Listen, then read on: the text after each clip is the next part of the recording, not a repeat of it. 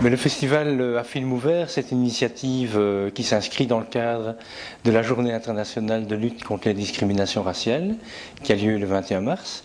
Et chaque année maintenant, depuis 5 ans, on lance une série d'activités autour de cette semaine d'action contre le racisme. Et nous portons particulièrement, nous, comme organisation d'éducation permanente, un festival du film et un concours créativité contre le racisme. Ce concours a été ouvert dès le mois d'octobre l'an dernier et nous sommes heureux maintenant de pouvoir présenter environ 46 courts-métrages. Évidemment, on ne peut pas les présenter tous, donc on a fait une présélection. Et c'est un phare important dans les activités de cette semaine d'action que de réaliser une série de séances vote du public avec ces courts-métrages.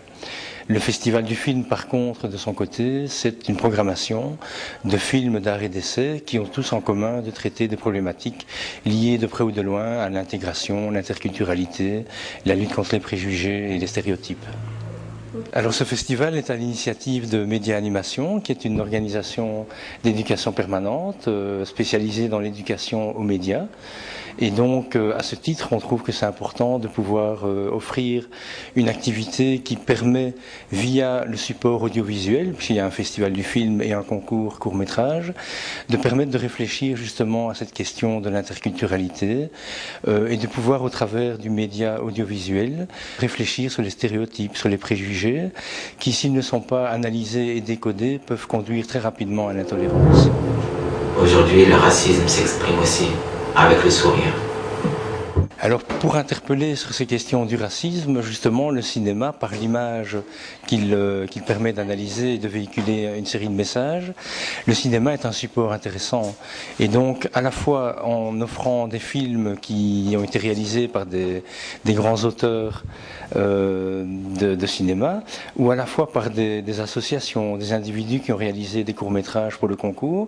Et en ce sens, c'est vraiment une démarche citoyenne, une démarche de production, parce que les gens ne sont pas seulement spectateurs de films, etc., mais ils sont eux-mêmes producteurs et ils peuvent s'exprimer et faire passer les valeurs qu'ils ont envie de faire passer dans ce combat contre le racisme. La lutte contre le racisme, c'est la haine de tous. Les lauréats du concours, ils sont donc plébiscités d'une part par le public, puisqu'il y a une dizaine de séances vote du public en Wallonie et à Bruxelles, et d'autre part il y a un jury de professionnels de l'audiovisuel et des journalistes, ainsi que du monde associatif, qui décerneront un prix aux lauréats en court-métrage ou en très court-métrage. Et bon, au-delà du cadeau et de la récompense qu'ils auront, on espère pouvoir diffuser les lauréats sur une chaîne de télévision.